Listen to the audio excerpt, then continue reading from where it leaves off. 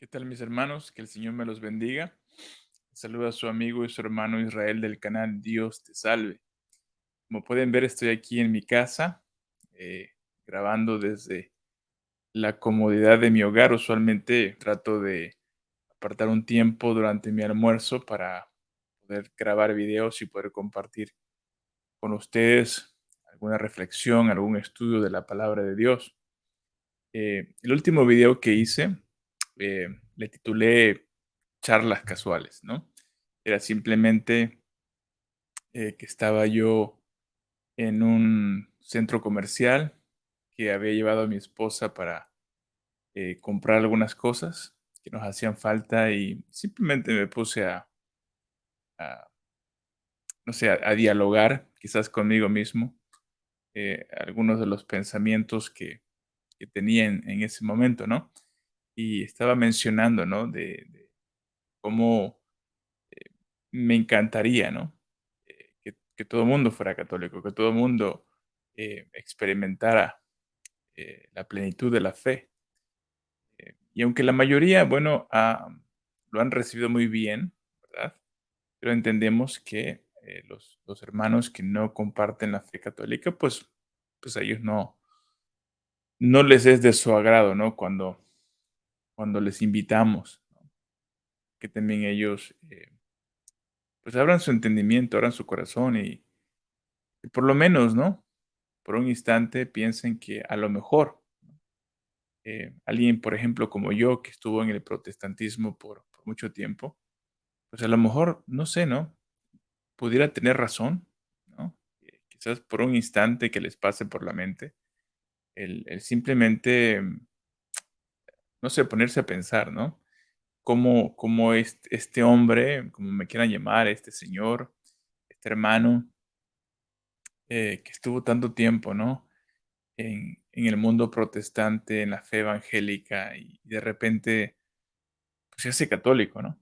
Yo sé que para muchos les sorprende, y la mayoría piensan que, pues, bueno, a lo mejor, pues, yo nunca entendí quizás, el evangelio, quizás era un protestante, no sé, sin conocimientos bíblicos, sin preparación teológica. Y no los juzgo porque también yo, hace muchos años, cuando, no sé, me topaba con algún video de algún pastor que se había convertido al catolicismo, pues para mí eso no tenía lógica. Era casi una imposibilidad, ¿no? De que alguien que realmente conociera el evangelio de repente terminara siendo pues parte, ¿no? De un movimiento a lo que le llamo, entre comillas, un movimiento idólatra, un movimiento donde ahora tienes que obrar, ¿no? Para ganarte la salvación, cuando en el mundo protestante lo que se enseña es que solamente necesitas la fe, ¿no? Y bueno, de estos temas hemos estado hablando acá en mi iglesia, en mi parroquia. Ustedes saben, ya lo he dicho anteriormente, que yo soy uno de los catequistas de acá de nuestra parroquia en la que asisto, y la verdad que a mí me encanta, me fascina el poder instruir a mis hermanos, poder enseñarles también lo poco quizás que yo he aprendido, ¿no? Con el paso del tiempo. Estábamos hablando precisamente del tema de cómo en el mundo protestante, pues solamente se requiere de la fe para irse al cielo, nada más. Pero vemos cómo en las Sagradas Escrituras una y otra vez, ¿no? Se nos invita a esforzarnos, se nos invita a cargar la cruz todos los días, se nos invita a perseverar, ¿no? Entonces cobra otro sentido, ¿no? Cuando lees en alguno de los evangelios que dice que el que crea, ¿no? Será salvo, ¿no? Pero luego vemos a nuestro Señor Jesucristo, Él mismo diciendo, ¿no? En otro pasaje de las Escrituras, el que crea y sea bautizado, ¿no? Será salvo. Y luego vemos en otra ocasión donde nuestro Señor dice, si alguien quiere venir en pos de mí, niéguese a sí mismo, tome su cruz todos los días y sígueme, ¿no? Y así podemos, ¿no? Ver una y otra vez, ¿no? Cómo el Señor, pues, nos exhorta, nos anima a perseverar, a echarle ganas, ¿no? A este peregrinaje, ¿no? En el cual nos encontramos todos. Bueno, cuando se tiene ese concepto de, pues, solamente necesitas la fe, pues las obras salen sobrando, el purgatorio no tiene ningún sentido. ¿Por qué? Porque, pues, solamente se requiere de la fe. Entonces, pero esa no es la enseñanza bíblica, esa no es la enseñanza histórica, esa no es la enseñanza de los apóstoles. Eh, yo en lo personal, para los que quizás no están familiarizados con lo que es el calvinismo, pues ese fue mi trasfondo, ¿no? El calvinismo. eh, Hay diferentes, vamos a llamarle grados de calvinismo, niveles en el calvinismo. La mayoría, por ejemplo, de los bautistas abrazan lo que es el tema de la seguridad de la salvación. Casi todos, un gran número. Hay un pequeño porcentaje bautista que tienen más una postura arminiana. ¿Cuál es esa postura? Bueno, que puedes perder la salvación, no puedes caer de la gracia, ¿no?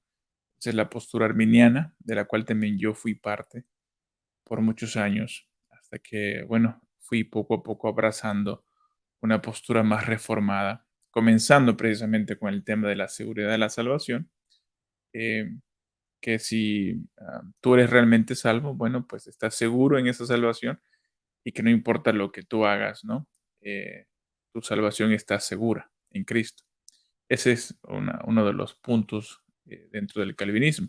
Ahora, para los que todavía tienen duda, ¿no? Porque a muchos les pasa, ¿no? Por la mente que a lo mejor yo anduve por el protestantismo, pero que nunca profundicé realmente en las escrituras, que nunca profundicé en el evangelio, quizá nada más para compartir con ustedes, ¿no? Eh, Sé que muchos de ustedes son instruidos, conocen muy bien eh, lo que es el protestantismo, conocen también su fe católica y eso me agrada mucho, me alegra. Sin embargo, también entiendo que hay otros hermanos que pues desconocen, ¿no? Estas posturas teológicas, quizás porque están apenas comenzando, están queriendo aprender más y a veces pareciera, ¿no? Que lo que compartimos quizás para muchos es algo elemental, sin embargo, para otros pues es de gran ayuda, ¿no? Em, Como les decía, yo fui em, cristiano protestante del corte arminiano por 8 años. Después vengo a ser cristiano protestante, pero ya más inclinado hacia lo que es el calvinismo y también anduve por ahí otros 8 años, ¿no? En el mundo calvinista, yo comienzo abrazando lo que es la perseverancia de los santos, la seguridad de la salvación, pero luego poco a poco empiezo a encontrarme con otros predicadores todavía más reformados como el pastor Sugel, Michelén apellida, de allá de la República Dominicana, también con el pastor Miguel Núñez, también de la República Dominicana. De hecho, a este último pastor recuerdo que hace unos años vino a Indianápolis a una conferencia y fuimos a esa conferencia. De hecho, les comparto ahora, pero yo tuve la oportunidad de tener una cita con él. Él me apartó unos minutos de su agenda durante la conferencia. Yo me le acerqué y le dije que quería pues, conocerlo, quería hablar con él, pedirle consejo, porque en aquel entonces teníamos la idea de plantar una iglesia, ¿no? Y le estaba yo comentando cómo es que en la iglesia a la que yo me asistía, que es una iglesia bautista, eh, abrazaban los 4 puntos del calvinismo, pero no los 5. Entonces yo le preguntaba que cuál era su opinión, si podía yo plantar una iglesia bajo la sombrilla de esa otra iglesia bautista, o sea, que fueran como un tipo de, no sé cómo le llaman en inglés, llaman sponsor, es decir, una iglesia que te envía, una iglesia que te da, por así decirlo, te ayuda con los primeros pasos, ¿no?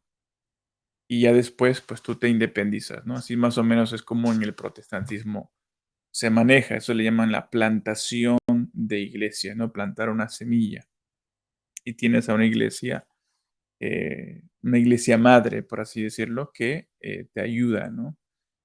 Al comienzo, para que te instales y después, pues ya te dejan para que tú mismo vayas tomando el liderazgo, vayas haciendo tu propio equipo y así sucesivamente, ¿no? Y después pues vienen otros hermanos también dentro de tu misma congregación que se preparan, que tienen ciertos dones, ciertas capacidades, y luego también ellos, bueno, van y plantan otra iglesia, ¿no? Y si vienen de nuestra iglesia, pues nosotros somos la iglesia madre para ellos y les ayudamos, ¿no? En lo que podemos. Y así es más o menos como se mueve el protestantismo. Entonces, pues él habló conmigo, nos sacamos un par de fotos que tengo por ahí todavía de recuerdo. Y les digo esto porque estos son pastores bastante conocidos en el mundo protestante. Y digo bastante conocidos. Si quieren buscarlos por ahí por curiosidad, uno se llama Sugel Michelén y otro se llama Miguel Núñez. Este último que fui yo a ver ahí a la conferencia en Indianápolis. Respecto al tema de los 5 puntos, eh, el tema del calvinismo se maneja, es muy amplia su teología, pero realmente se resume en 5 puntos, si le podemos llamar así. Se les conoce como los 5 puntos del calvinismo. Y es un acróstico eh, con el cual deletrean, ¿ok? Por las vocales y las sílabas lo que es la postura calvinista. La primera letra del acróstico TULIP, aunque esto es en inglés, pero la primera letra, que es la letra T, en inglés se dice total depravity. ¿Ok? Traducido al español es depravación total. ¿Y qué enseña ese punto? Bueno, enseña que el ser humano está totalmente corrompido, está totalmente dañado por el pecado, ha dañado su conciencia, ha dañado su intelecto, sus emociones, su voluntad, lo ha dañado todo básicamente de pies a cabeza. En otras palabras, él está muerto en sus delitos y pecados y por ende él no puede hacer nada en la condición en la que se encuentra. No puede elegir a Dios porque él está muerto espiritualmente. Entonces, ese es el primer punto más o menos que enseña lo que es el calvinismo. La segunda letra del acróstico es la letra U. U en inglés es unconditional election. Traducido es elección incondicional. Bueno, por ende, como el hombre está totalmente muerto en sus delitos y pecados, él no puede elegir a Dios y por ende Dios es el que tiene que tomar la iniciativa y desde toda la eternidad, ¿no? Él mira en el túnel del tiempo. Interesantemente, el calvinismo no enseña que el ser humano haga algo, por así decirlo, que motive, que haga que Dios lo elija, ¿no? Es simplemente por la propia voluntad de Dios, libre voluntad de Dios, que Él decide escoger a ciertas personas para llevarlos a la gloria eterna. Entonces, em, esta segunda palabra del tulip, que es elección incondicional, pues simplemente nos habla de que Dios es quien toma la iniciativa, es Dios quien llama, es Dios quien elige al ser humano. Y bueno, el próximo punto también que tiene que ver con todo esto es la letra L. En inglés es Limited Atonement. Traducido es expiación limitada. Y es aquí más o menos donde muchos, incluso calvinistas, como que no muy bien abrazan este punto, porque para ellos pues tiene que ver con la misma esencia de Dios, porque entendemos que Dios es un Dios de amor, un Dios misericordioso. Entonces el punto de la expiación limitada enseña de que Cristo no murió por todos.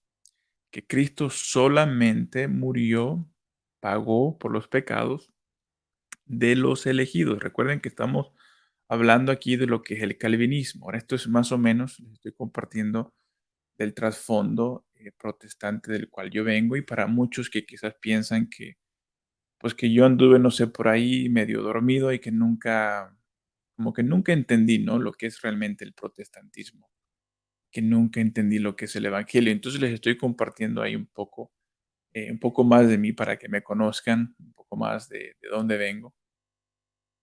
Entonces, este tema de la expiación limitada, pues es algo con lo que muchos, incluso muchos hermanos calvinistas, pues sufren, ¿no? Para abrazar, porque atenta, si podemos decirlo así, en contra de la esencia misma de Dios, ¿no? Él es un Dios de amor, es un Dios misericordioso. Entonces, ¿cómo puede alguien, ¿no? Enseñar y abrazar esta ideología?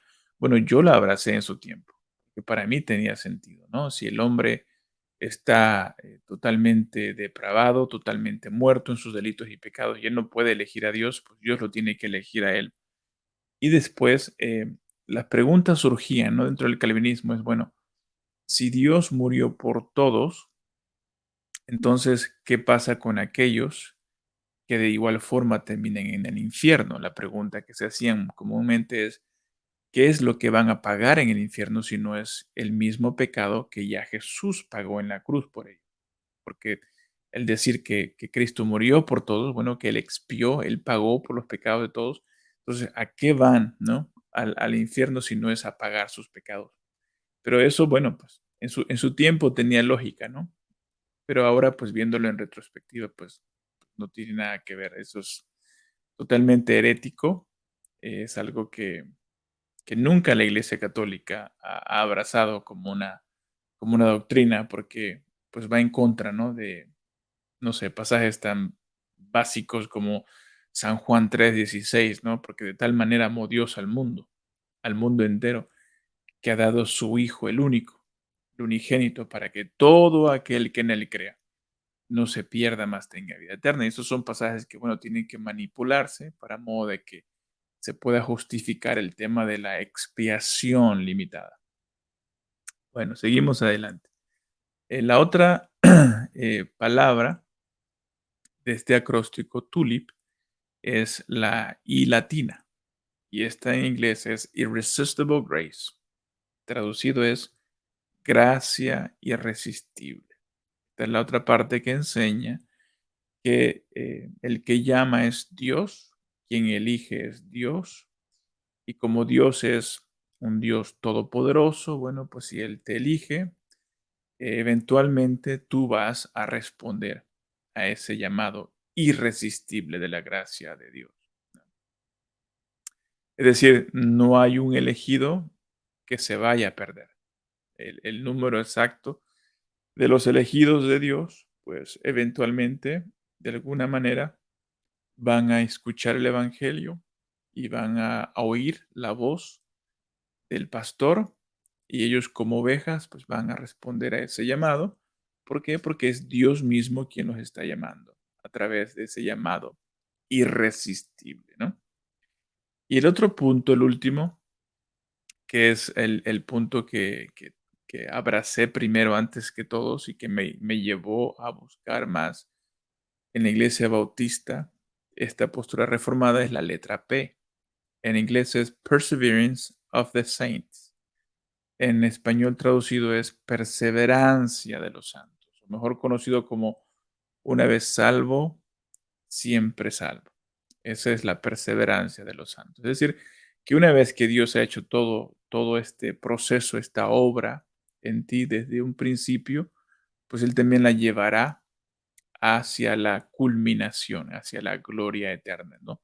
Entonces, Dios, quien está involucrado desde el principio, desde el llamado, desde la elección, y también es quien se encarga a través de ciertas ayudas, ¿no? Que él ofrece al ser humano para que persevere en esa gracia y termine en el cielo. Bueno, más o menos ahí les estuve compartiendo un poquito lo que es el calvinismo. Y eso fue lo que yo, pues, abracé por muchos años, incluso lo enseñaba, y hay muchos pasajes bíblicos, pero como les vuelvo a repetir, la Biblia, mis hermanos, hay que verla como un todo. Es fácil agarrar un versículo y hacer toda una doctrina de ese solo versículo. Lastimosamente, eso es lo que pasa en el mundo protestante muy, muy a menudo, ¿no? Un texto sin su contexto, pues se convierte en un pretexto, ¿no? Y es ahí donde entra el tema de la importancia, de la necesidad que tenemos de un maestro, o de lo contrario, todos nos las vamos a dar de maestro y vamos a terminar haciendo nuestra propia iglesia, teniendo nuestras propias ideologías. Algunos hermanos por ahí que han hecho comentarios y les digo una cosa, yo les agradezco mucho su participación. Agradezco que vean nuestros videos. Agradezco sus comentarios incluso.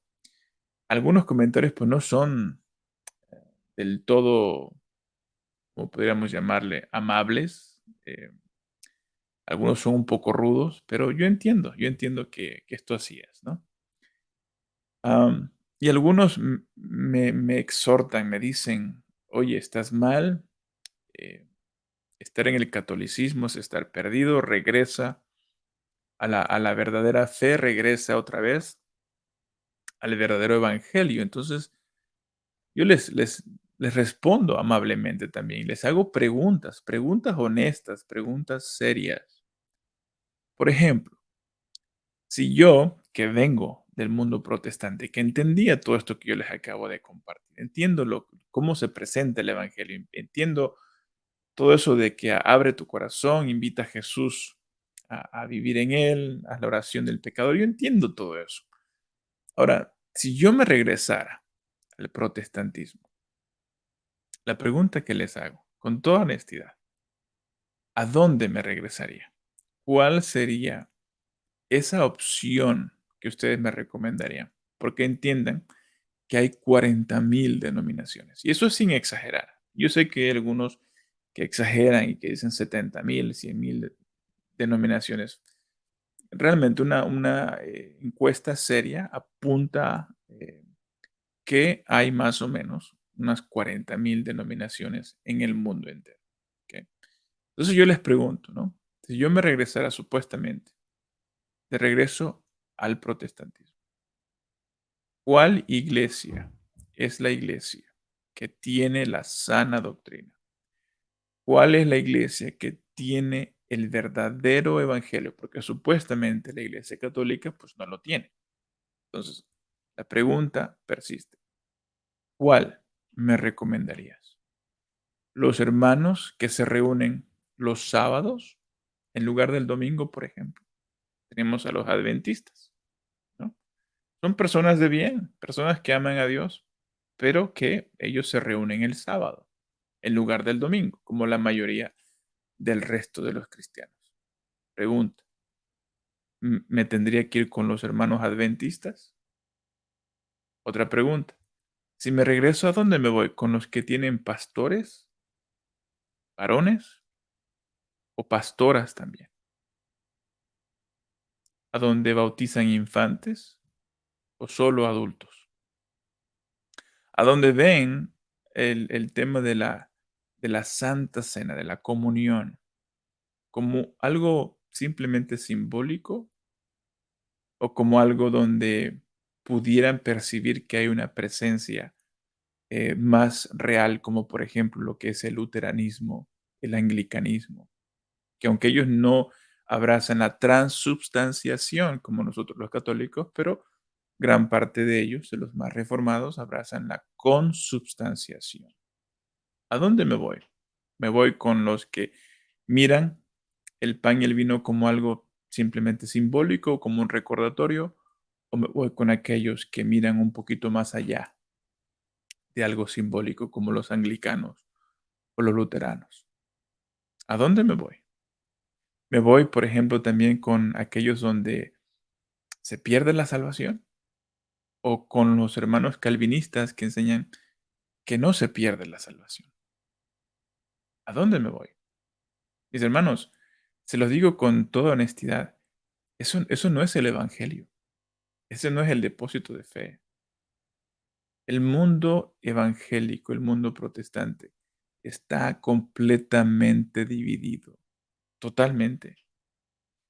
Y me atrevo a decir que gran parte del problema es que ellos han abrazado una postura, una doctrina, una ideología que está completamente errada y que si todos pudieran entenderlo, créanme que saldrían del error. Y es el tema de solo la Biblia. La mayoría dice, yo solo necesito la Biblia, yo solo necesito la Biblia. Mis hermanos, hay que razonar un poquito y darse cuenta que el tema de solo la Biblia es precisamente lo que ha llevado a la división, porque cada quien lee algo distinto y terminan creyendo algo distinto y plantan su propia iglesia. Pensemos un momento en el tema, por ejemplo, de los apóstoles, en el libro de los Hechos. Ahí vemos con toda claridad, ¿ok? Recuerden que el concilio de Jerusalén, el primer concilio, no se le conoce como el concilio ecuménico. Eso no fue el concilio ecuménico. Se le conoce como el primer concilio, pero un concilio regional, un concilio local. ¿Ok? Ahí los apóstoles estaban tratando un problema. ¿Ok? Un problema que estaba, pues, escrito en la palabra de Dios, en la Biblia. Pero escuchen con atención. Cuando se lleva a cabo este concilio, se cree más o menos, las fechas pueden variar, un año, dos a lo mucho, pero se cree que este concilio se lleva a cabo en el año 50. ¿Ok? Ahora, el libro de los Hechos, aunque nosotros lo leemos, ¿no?, hoy en día y vemos la narrativa de la historia, la narrativa de este concilio. Sin embargo, mientras ocurría esta reunión en el año 50, mis hermanos, no existía el Nuevo Testamento. Quiero que lo entiendan. No existía el Nuevo Testamento. Solamente se había escrito una carta. Para el año 50, podemos decir que solamente la carta a los Gálatas, de todo el Nuevo Testamento, incluyendo el mismo libro de los Hechos, escrito por San Lucas. El libro de los Hechos fue escrito 13 años después de esta reunión, de este concilio. Y estamos hablando de Hechos capítulo 15. ¿Ok? Si entendiéramos esto, mis hermanos, créanme que ustedes se podrían dar cuenta que los discípulos no tenían el concepto de solo Biblia porque no existía el Nuevo Testamento. Por ende, ellos no, ese concepto de solo la Biblia viene a existir tiempo después. No, no, miren, si hubiera sido solo la Biblia, esto es lo que hubiera pasado. Los que tenían realmente el tema de solo la Biblia eran los judíos que se habían convertido a la fe cristiana. ¿Ok? Eso fue lo que motivó esta discusión y que eventualmente fue y causó este concilio, el concilio de Jerusalén. Los judíos, ¿ok?, que todavía pues abrazaban a las leyes del Antiguo Testamento, ellos se convierten, abrazan la fe cristiana, pero vamos a decir que ellos tenían una mezcla del judaísmo con las nuevas enseñanzas de los apóstoles, de la fe cristiana. Y estos judíos, al igual que nuestros hermanos protestantes, creían en solo la Biblia. ¿Ok? ¿Por qué decimos que creen en solo la Biblia? Porque fueron ellos quienes, sin autorización de los apóstoles, bajaron de Judea, me parece, a Antioquía, a donde estaban los apóstoles. Y ellos comenzaron a enseñar a otros que también se estaban convirtiendo a la fe cristiana. Y les estaban enseñando que ellos, por ser gentiles, los que se estaban convirtiendo, porque recuerden, eso es otro punto bien importante, en la comisión que el Señor le da a sus apóstoles, Él les dice que les era necesario que ellos les fueran testigos en Jerusalén, en Judea, en Samaria y hasta los confines de la tierra, ¿no? Entonces, esta evangelización iba a comenzar en Jerusalén con los judíos. Pero resulta que los judíos eran los que más ponían resistencia al evangelio. Y los apóstoles, bueno, eventualmente se van por las regiones posteriores a lo que era Jerusalén y comienzan también a propagar el evangelio entre los gentiles. Por eso en Romanos 1:16, San Pablo dice, porque no me avergüenzo del evangelio, porque es poder de Dios para salvación de todo aquel que cree, del judío primeramente, y después dice del griego, o en otras versiones dice de los que no son judíos, ¿no? Entonces ahí vemos en Hechos 15 cómo algunos hermanos, ¿ok?, que habían abrazado la fe cristiana, pero que eran judíos, estaban diciéndole a los no judíos que se estaban convirtiendo al cristianismo que ellos también tenían que circuncidarse. ¿Por qué? Porque este tema de la circuncisión pues estaba en el Antiguo Testamento, o sea, está en la Biblia, ¿ok? Y estos hermanos judíos, al igual que los hermanos protestantes, ellos decían, nosotros solamente creemos en la Biblia, en lo que dice la Biblia. ¿Y qué decía la Biblia? Pues que había que circuncidarse al octavo día. Entonces ellos van y enseñan a otros hermanos que había que circuncidarse. Ahora, yo les pregunto, si los hermanos que son protestantes hubieran estado ahí en el año 50, ¿de qué lado hubieran estado ustedes? Muchos van a decir de los apóstoles, pero no es así. Ustedes hubieran estado del lado de los judíos que estaban enseñando a otros a circuncidarse. ¿Por qué? Porque eso es lo que decía la Biblia. Nuestros hermanos son de, si no lo dice la Biblia, no lo creo, y lo que dice la Biblia, eso hago. Bueno, la Biblia decía que había que circuncidarse. Recuerda, no había Nuevo Testamento. ¿Ok? Entonces, nuestros hermanos protestantes, de haber estado presentes en el concilio de Jerusalén, ellos hubieran optado por irse con aquellos que no eran los apóstoles, pero que enseñaban que la Biblia decía que había que circuncidarse. Ellos no iban a escuchar a los apóstoles. ¿Por qué? Porque lo que los apóstoles iban a estar enseñando en base a la reunión de este concilio, en base a la resolución que ellos iban a dar, es que ya no era necesario circuncidarse. Porque la circuncisión, ellos enseñaron, según su interpretación, con la ayuda del Espíritu Santo, ellos enseñaron que esa circuncisión física, el cuerpo físico masculino, apuntaba a otra cosa, que es a la circuncisión del corazón. ¿Ok? Y esa circuncisión del corazón también está ligada al tema del bautismo, tal como le dicen Colosenses, capítulo 2, me parece. Mis hermanos, hay tanto que pudiéramos hablar del tema, pero el punto acá es que nuestros hermanos, de, de haber estado en el año 50 y mirar a su alrededor y decir, ok, no tenemos el Nuevo Testamento, solamente tenemos el Antiguo Testamento. Los 46 libros, o 39, como ustedes quieran llamarle. ¿Ok? La idea es que estaba solamente el Antiguo Testamento. ¿Qué decía el Antiguo Testamento? Que había que circuncidarse. Yo les pregunto, ¿cómo hubieran hecho ustedes que solamente creen en lo que la Biblia dice? ¿Qué hubieran hecho ustedes? Circuncidarse. Le hubieran dicho a los apóstoles, ustedes están mal. ¿Por qué? Porque la Biblia no dice que no hay que circuncidarse. Dice todo lo contrario. Entonces, ¿qué es lo que nosotros como católicos entendemos acá?